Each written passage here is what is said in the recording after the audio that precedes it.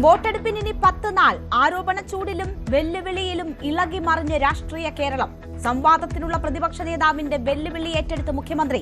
സ്ഥലവും സമയവും മുഖ്യമന്ത്രിക്ക് തീരുമാനിക്കാമെന്ന് വി ഡി സതീശൻ. മുതിർന്നവർക്കുള്ള ഹോം വോട്ടിന് തുടക്കം.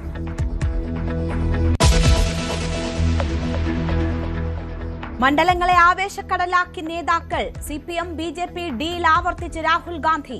കോൺഗ്രസിനെ അധികാരത്തിന് പുറത്തു നിർത്താൻ ശ്രമിക്കുന്നത് BJP എന്നും രാഹുൽ. കൊട്ടാരക്കരയിലും ചടയമംഗലത്തും മുഖ്യമന്ത്രിയുടെ പ്രചാരണം. അമിത്ഷാ നാളെ തിരുവനന്തപുരത്ത്. വിദേശ സംഭാവന നിയന്ത്രണ ചട്ടത്തിലെ ഭേദഗതിക്കെതിരെ കടുത്ത വിമർശനവുമായി ഓർത്തഡോക്സ് സഭയും. ആശങ്കാജനകമെന്നും പുനഃപരിശോധിക്കണമെന്നും ബെസേലിയോസ് മാത്യൂസ് തൃതീയൻ.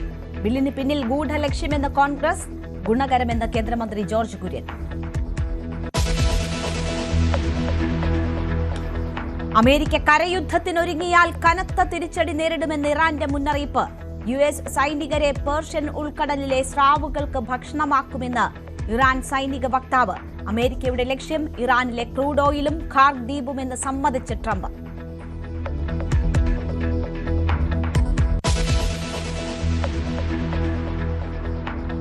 തകർന്നടിഞ്ഞ ഓഹരി വിപണി. സെൻസെക്സ് 1000 പോയിന്റിലേറെ താഴ്ന്നു. നിഫ്റ്റിയിലും കനത്ത ഇടിവ്. കുതിച്ചുയർന്ന ക്രൂഡ് ഓയിൽ വില. സ്വർണ്ണവില താഴോട്ട്.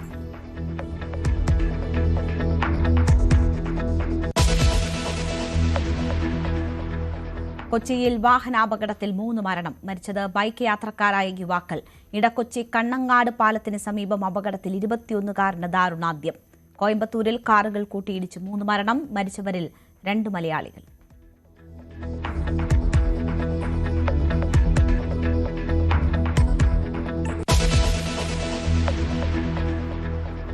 തിരുവനന്തപുരം നെയ്യാറ്റിൻകരയിൽ യുവതിയെ ആക്രമിച്ച ശേഷം യുവാവിന്റെ ആത്മഹത്യാശ്രമം. കുത്തേറ്റത് ജിം ട്രെയിനർ കാവ്യയ്ക്ക്. ആക്രമിച്ചത് പാറശാല സ്വദേശി അശ്വന്ത്.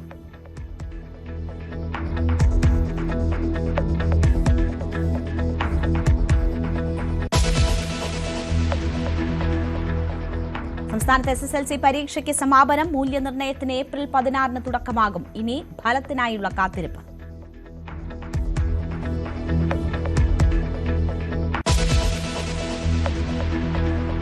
കന്നി പോരാട്ടത്തിന് കച്ചകെട്ടി വിജയ്. പെരമ്പൂരിലും തിരുച്ചിറപ്പള്ളി ഈസ്റ്റിലും പത്രിക നൽകി. പെരമ്പൂരിൽ പ്രചാരണ തുടക്കം. കൊളത്തൂരിൽ പത്രിക സമർപ്പിച്ച സ്റ്റാലിൻ. 10,000ങ്ങളെ ആവേശത്തിലാക്കി സ്റ്റാലിന്റെ ശക്തി പ്രകടനം.